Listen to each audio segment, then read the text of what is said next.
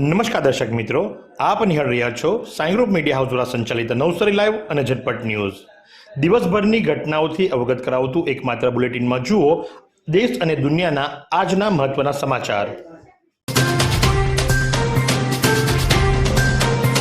સિસોદરા ગણેશ્વર કન્યા શાળા પીએમ શ્રી ગુજરાતીની શિક્ષિકા દ્વારા બાળકો માટે કરવામાં આવેલા સંશોધન પત્ર વડોદરા ખાતે રાજ્ય કક્ષાએ રજૂ થયું.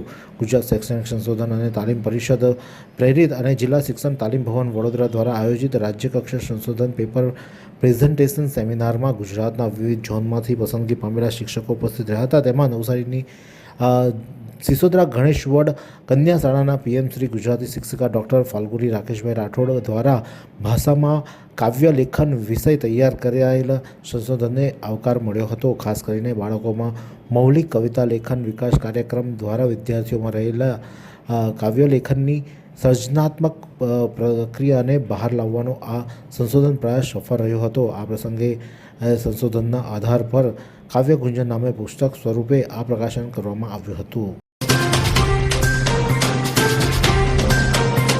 આ વેકેશન બાળકોનું ખરાબ જશે, કારણ કે નવસારી મહાનગરપાલિકા દ્વારા લુન્સીકુઈ મેદાન વેપારીકરણ માટે ફાળવી દેવામાં આવ્યું છે અને જેને લઈને રોષ વ્યાપ્યો છે. આ વખતે હેન્ડીક્રાફ્ટ મેળાનું આયોજન લુન્સીકુઈ ગ્રાઉન્ડ ખાતે કરવામાં છે, જેના માટે ગ્રાઉન્ડ ભાડે આપી દેવામાં આવ્યું છે, જેનું કામ પણ ચાલુ રહ્યું છે.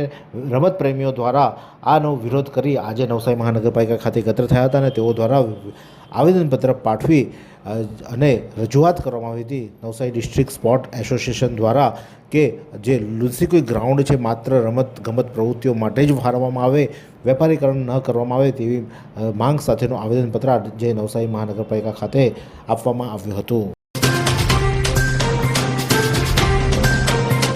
નવસારીના ગ્રીડ વિસ્તારમાં નેશનલ હાઈવે બ્રિજની નીચે અંદાજે 2.5 કરોડના ખર્ચે આધુનિક સુવિધાઓ સાથેનું સૌંદર્યીકરણની કામગીરી પ્રગતિમાં છે. નવસારી મહાનગરપાલિકા દ્વારા શહેરમાં આધુનિકીકરણ અને નાગરિકોની સુખાકારીમાં વધારો કરવા માટે ઉમદા હેતુ સાથે સતત નવા પ્રકલ્પો હાથ ધરવામાં આવી રહ્યા છે. આ શ્રેણીમાં ભાગરૂપે શહેરના વ્યસ્ત ગ્રીડ વિસ્તારમાં નેશનલ હાઈવે નંબર 48 અંડરબ્રિજ નીચેની સાઈડે ખાલી પડેલી જગ્યામાં સદુપયોગ કરી તેને એક પ્રવાસન અને આરામદાયક સ્થળ તરીકે વિકસાવવાની કામગીરી પૂરજોશમાં શરૂ કરી દેવામાં આવી છે. આ પ્રોજેક્ટ પાછળ અંદાજે લગભગ 2.5 કરોડ ખર્ચ થનાર છે, જે શહેરના પ્રવેશદ્વાર સમાન આ વિસ્તારનો દેખાવ સંપૂર્ણપણે કાયાપલટ સમાન સાબિત થશે. કૃષિ વિજ્ઞાન કેન્દ્ર ખાતે ફળમાખીનું વિસ્તાર વ્યાપી નિયંત્રણ અંગે ખેડૂત જાગૃતિ કાર્યક્રમનું આયોજન કરવામાં આવ્યું હતું. નવકૃષિ મહાવિદ્યાલય નવસારી કૃષિ યુનિવર્સિટી દ્વારા નવસારીની આજુબાજુના ગામના ખેડૂતો માટે તારીખ 9/3/2026ના રોજ ફળમાખીનું વિસ્તાર વ્યાપી નિયંત્રણ અંગે એક દિવસીય ખેડૂત જાગૃતિ કાર્યક્રમનું આયોજન કરવામાં આવ્યું હતું. આ કાર્યક્રમની સાથે હાજર રહેલા તમામ ખેડૂત ભાઈઓ તથા બહેનોને આંબા, ચીકુ તેમજ અન્ય પાકોમાં પ્રાકૃતિક રીતે ખેતી તરફ આગળ વધે તે માટે જાગૃતિ આવે અને સેન્દ્રિય કાર્બન જમીનમાં વધે તે માટે પોષક તત્વોનું પ્રમાણ જળવાઈ રહે, બાગાયતી પાકોમાં પણ જરૂર મુજબના પ્રાકૃતિક ખેતી કરે તે પ્રકારનું આયોજન કરવામાં આવ્યું હતું.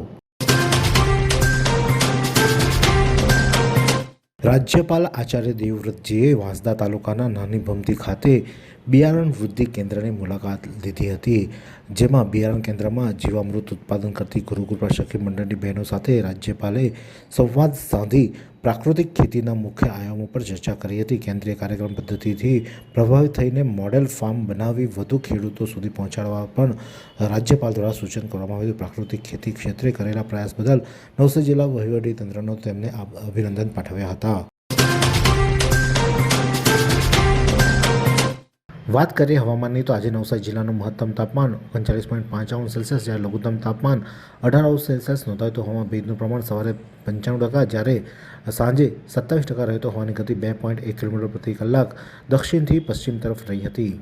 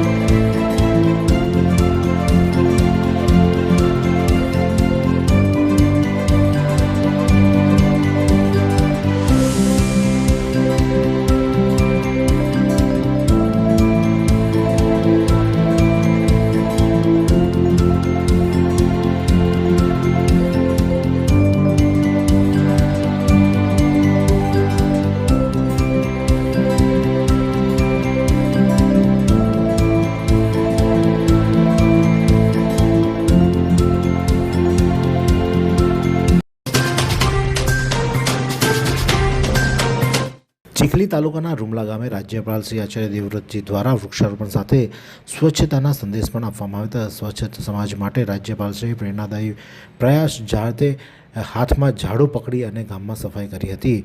નવસારી જિલ્લાના 2 દિવસીય મુલાકાતે પધારેલા રાજ્યપાલ આચાર્ય દેવવ્રતજીએ નવસારી જિલ્લાના ચીખલી તાલુકાના રૂમલા ગામની મુલાકાત લીધી હતી. આ મુલાકાત દરમિયાન તેમણે પર્યાવરણની સુરક્ષા અને સ્વચ્છતાના ઉમદા ઉદ્દેશ્ય સાથે સફાઈ અભિયાન તથા વૃક્ષારોપણ કાર્યક્રમમાં સહભાગી થઈ ગ્રામજનોને પ્રેરિત કર્યા હતા. પ્રધાનમંત્રી નરેન્દ્ર મોદીના એક પેડ માં કે નામ અભિયાનને વેગ આપતા રાજ્યપાલે રૂમલા ગામમાં સભા સ્થળના પટાંગણમાં વૃક્ષારોપણ કર્યું હતું અને આ પ્રસંગે તેમણે એક વૃક્ષ ઉછેરવું એટલું અનેક જીવનોને જીવનદાન મળવા સમાન ગણાવ્યું હતું. એબી સ્કૂલ નવસારીનું ગૌરવ.